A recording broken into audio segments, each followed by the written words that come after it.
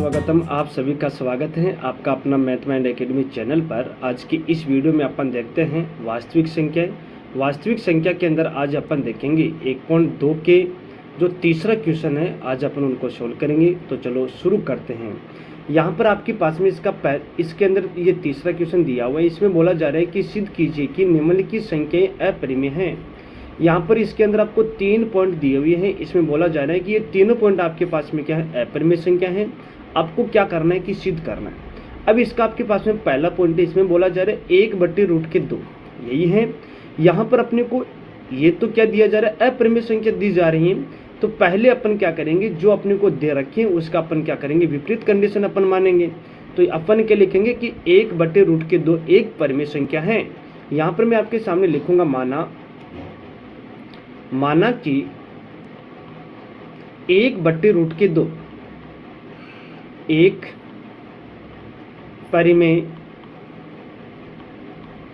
परिमेय संख्या है।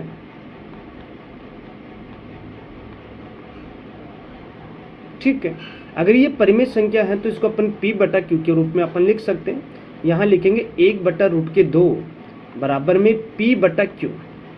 अब यहाँ पर आपके पास में P और Q क्या है, एक सहअभाज्य पूर्णांक है। यहाँ लिखेंगे जहाँ P और Q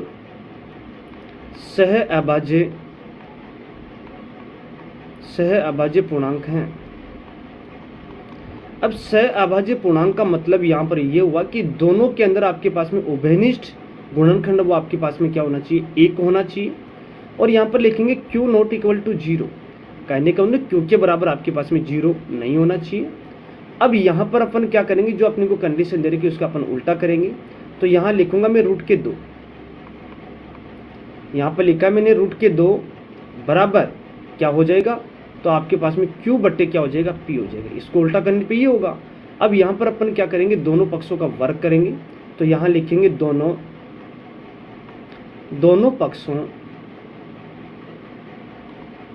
पक्षों का वर्ग करने पर तो यहाँ पर क्या प्राप्त हुआ, यहाँ पर प्राप्त हुआ है कि √2 का स्क्वायर बराबर में Q² बट्टे में P²। ठीक है, इसको अपन सोल्व करेंगे तो आपके पास में 2 बराबर क्या हो जाएगा, Q² बट्टे में P² होगा। अपन इसको ऐसा भी लिख सकते हैं कि P² बराबर में Q² बट्टे में 2। ठीक है, इसको अपन क्या देंगे, समीकरण 1 नाम देंगे। समीकरण 1 से आपको यह पता चला है कि जो आपके पास में Q है वो 2 से क्या है, विभाज्य है। तो आपके पास में Q भी क्या होगा, 2 से विभाज्य होगा। जैसे मैंने आपके सामने यहाँ पर Q की जगह क्या किया है कि कोई मान पुट किया है कि मैंने लिखा है यहाँ पर 2 का स्क्वायर मैं यहाँ पर करूँगा तो मेरे पास में यहाँ पर मैंने क्या किया कि 2 का इसमें भाग दूंगा। तो यहाँ पर मेरे पास में 4 बटे क्या होगा, 2 का स्क्वायर 4। इसको सोल्व किया तो मेरे पास में क्या आया, 2 आया। मैंने बोला कि अगर ये 2 का स्क्वायर अगर 2 से विभाज्य है तो 2 भी क्या होगा, 2 से विभाज्य होगा नहीं होगा। ठीक है, इसी प्रकार से यहाँ पर मैं आपके सामने लिखूंगा कि Q², यहाँ पर लिखेंगे कि Q² 2 से विभाज्य है, 2 से विभाज्य है। तो Q भी 2 से क्या होगा, विभाज्य होगा।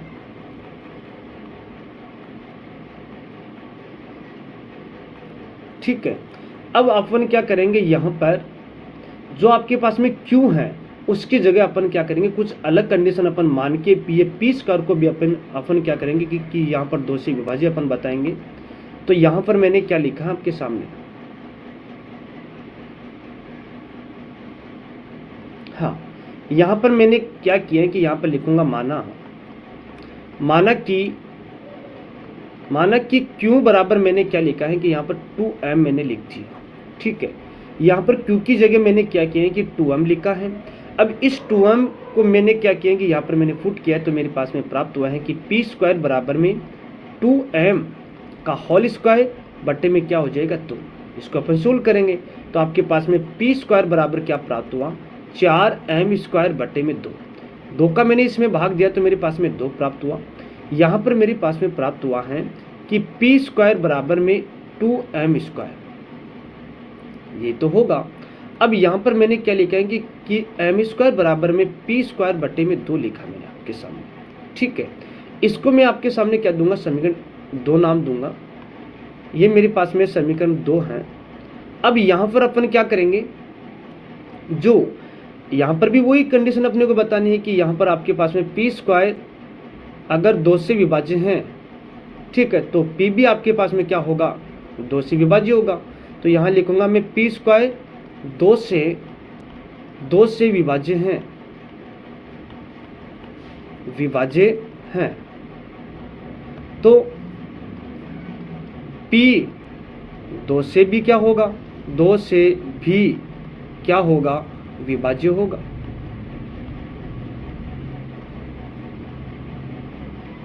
अब आपको समीकरण 1 और समीकरण 2 से यह आपको क्या पता चल रहा है, समीकरण 1 और समीकरण 2 से आपको यह पता चल रहा है कि जो P और Q का उभयनिष्ठ गुणनखंड आपके पास में क्या आ रहा है, 2 आ रहा है। और यहाँ पर तो अपन ने माना था कि इसका ये उभयनिष्ठ गुणनखंड क्या होना चाहिए, 1 होना चाहिए। तो जो हमारे द्वारा जो की गई जो कल्पना है वो क्या है, गलत है, ठीक है। तो आपके पास में क्या हो जाएगा, 1/√2 क्या हो जाएगी, एक अपरिमेय संख्या हो जाएगी। यहाँ पर अपन क्या लिखेंगे, यहाँ पर मैं आपके सामने लिखूंगा समीकरण 1 में समीकरण 2 से स्पष्ट है कि P और Q का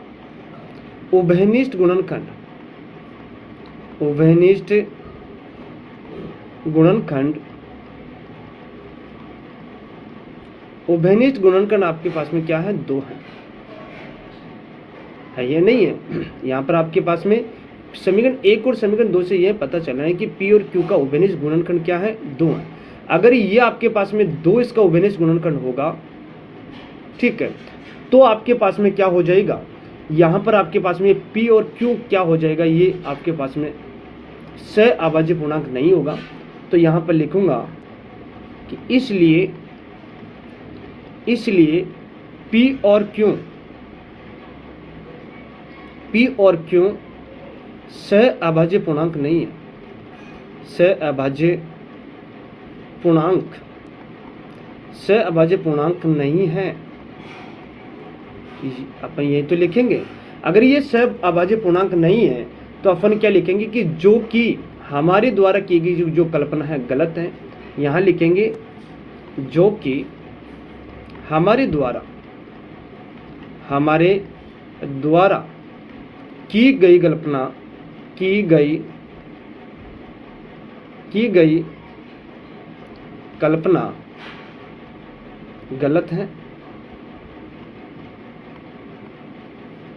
हमारे द्वारा की गई कल्पना गलत है, अतः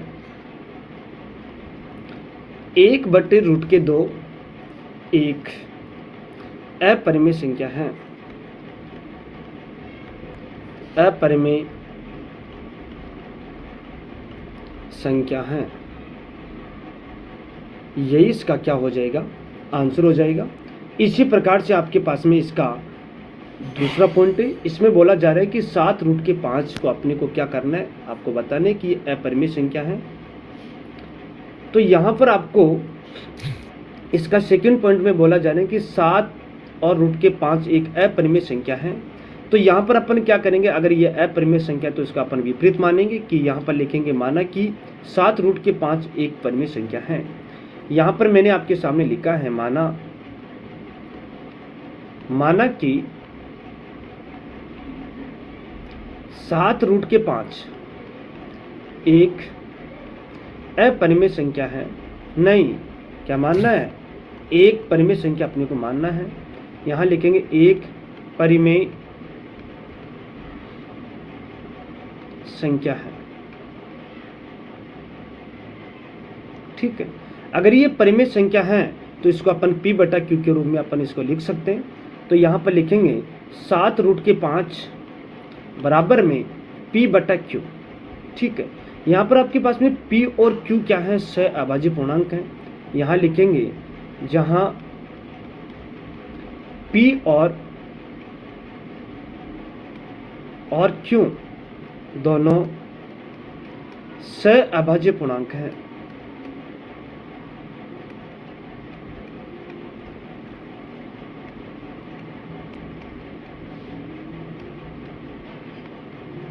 अगर ये सहअभाज्य पूर्णांक का मतलब यह कि p और q का जो उभयनिष्ठ गुणनखंड वो आपके पास में क्या होना चाहिए, एक होना चाहिए। तो यहाँ पर लिखेंगे q नोट इक्वल टू आपके पास में क्या होना चाहिए, 0।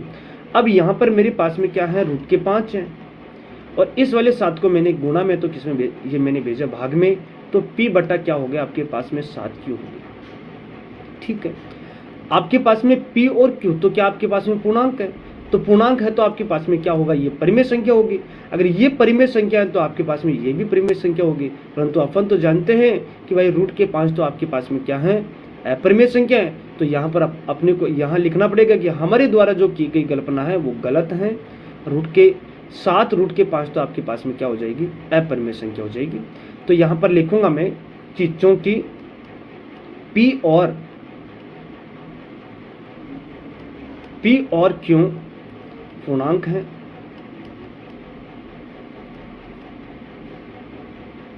p और q अगर आपके पास में पूर्णांक है तो आपके पास में यहाँ लिखेंगे तब p बटा 7q एक परिमेय संख्या है, परिमेय संख्या है। अगर ये परिमेय संख्या है तो आपके पास में ये √5 परिमेय संख्या होगी। भाई ये आपके पास में यहाँ पर इक्वल का साइन लगा हुआ है तो ये परिमेय संख्या, तो ये भी आपके पास में क्या होगी, परिमेय संख्या होगी। तो यहाँ लिखेंगे कि इसलिए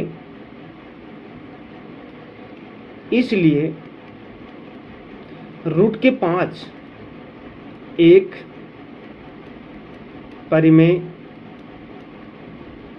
संख्या है। ठीक है, परंतु अपने को अपन जानते कि भाई √5 तो क्या है आपके पास में एक अपरिमेय संख्या है। तो यहाँ लिखेंगे परंतु √5 एक अपरिमेय संख्या है, अपरिमेय संख्या है।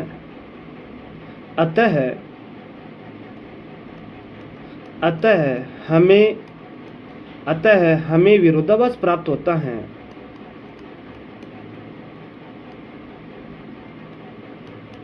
विरोधाभास प्राप्त होता है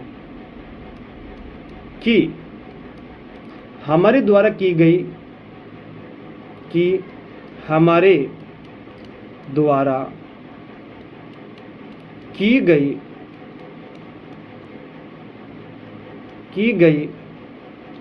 कल्पना गलत है। हमारे द्वारा जो की गई जो कल्पना गलत है। अब क्या लिखेंगे अपन, अतः 7√5 आपके पास में क्या हो जाएगी, अपरिमेय संख्या हो जाएगी। तो यहाँ लिखेंगे अतः 7√5 एक अपरिमेय संख्या है, अपरिमेय संख्या है। यही इसका क्या हो जाएगा, आंसर हो जाएगा। इसी प्रकार से आपके पास में इसका ये तीसरा पॉइंट है। इसके तीसरे पॉइंट में आपको यह बोला जा रहा है कि 6 + √2, पहले तो अपने को बोला जा रहा है कि इसको अपने को सिद्ध करना है कि ये आपके पास में क्या है, अपरिमेय संख्या है। तो मैंने ये आपको यह बताया कि जो आपको अपरिमेय की कंडीशन आपको दे रखी है तो इसके अपने को क्या करना है कि विपरीत कंडीशन अपने को मानना है। तो यहाँ पर मैं आपके सामने लिखूंगा, माना कि 6 + √2 एक परिमेय संख्या है, परिमेय संख्या है। अगर ये परिमेय संख्या है तो अपन क्या करते हैं, इसको p बटा q के रूप में अपन लिखते हैं। यहाँ पर लिखेंगे 6 + √2 बराबर p बटा q। अब यहाँ पर आपके पास में P और Q क्या है, एक सह अभाज्य पूर्णांक है। यहाँ पर लिखेंगे जहाँ P और Q दोनों सह अभाज्य पूर्णांक हैं,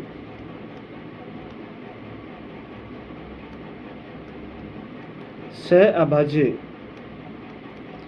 पूर्णांक हैं। सह अभाज्य पूर्णांक का मतलब ये हुआ कि यहाँ पर आपके पास में P और Q के अंदर जो उभयनिष्ठ गुणनखंड है वो आपके पास में क्या होना चाहिए, 1 होना चाहिए। तो यहाँ पर आपके अब यहाँ पर लिखेंगे Q not equal to 0, Q के बराबर आपके पास में 0 नहीं होना चाहिए। अब यहाँ पर आपके पास में कंडीशन है ये वाले 6 प्लस रूट के 2 बराबर P बटा Q। इस 6 का मैंने क्या किया कि इधर पक्षांतर किया, तो रूट के 2 बराबर में P बटा 6 नहीं P बटा Q माइनस का क्या हो जाएगा, 6 हो जाएगा। यहाँ पर मैंने लघुत्तम लिया तो यहाँ पर तो हो जाएगा रूट के 2 बराबर में, यहाँ पर लघुत्तम लिया तो Q तो लघुत्तम आया, तो P माइनस का क्या हो जाएगा, 6Q हो जाएगा। ठीक है, आपके पास में यहाँ P Q क्या है, पूर्णांक संख्या है। पूर्णांक संख्या है तो आपके पास में ये क्या होगी, एक परिमेय संख्या होगी। अगर ये वाली कंडीशन आपके पास में परिमेय संख्या है तो ये भी आपके पास में क्या होगी, परिमेय संख्या होगी। परंतु अपन जानते हैं कि भाई रूट के 2 तो आपके पास में क्या होगी, एक अपरिमेय संख्या है। ठीक है, तो अपन क्या लिखेंगे, हमारे द्वारा जो की गई जो कल्पना है वो क्या है, गलत है। ठीक है, इसकी वजह से ये आपके पास में ये हुआ कि 6 प्लस रूट के 2 आपके पास में क्या होगी, अपरिमेय संख्या होगी। तो यहाँ लिखेंगे क्योंकि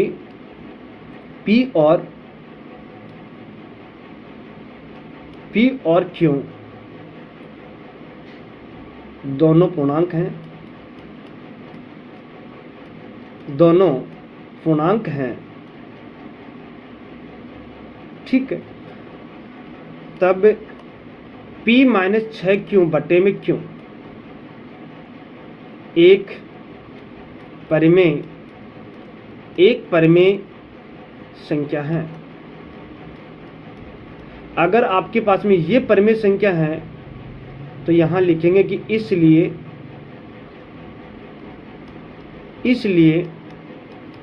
अगर ये परिमेय संख्या है तो आपके पास में ये भी परिमेय संख्या होगी। तो यहां लिखेंगे इसलिए रूट के 2 एक परिमेय संख्या होगी, परिमेय संख्या है। अभी अपन जानते हैं कि भाई रूट के 2 तो आपके पास में क्या होती है, एक अपरिमेय संख्या होती है। तो यहां लिखेंगे कि परंतु रूट के 2 एक अपरिमेय संख्या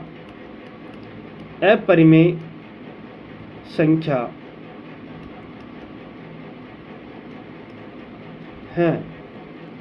अतः हमें विरोधाभास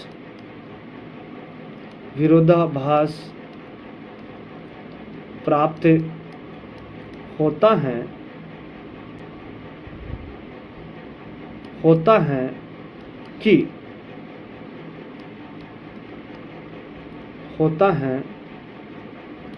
कि हमारे द्वारा की गई कल्पना गलत है, हमारे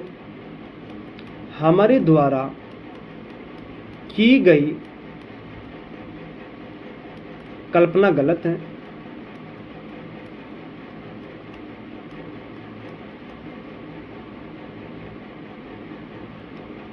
अब क्या लिखेंगे भाई, अगर अपने पास में अगर यहाँ हमारे द्वारा की गई जो कल्पना, अपन तो क्या माना था, इसको परिमेय संख्या मानी थी, तो ये तो आपके पास में क्या आ रही है, अपरिमेय संख्या आ रही है। तो यहाँ लिखेंगे अतः 6 प्लस रूट के 2 एक अपरिमेय संख्या है, अपरिमेय संख्या है। ये इसका क्या हो जाएगा, आंसर हो जाएगा। अगर आज का वीडियो अगर आपको अच्छा लगा तो वीडियो को लाइक करना, शेयर करना, कमेंट करना और चैनल को भी सब्सक्राइब करना। कल अपन क्या करेंगे, वास्तविक संख्या की जो एमसीक्यू क्वेश्चन है कल अपन उनको सोल्व करेंगे।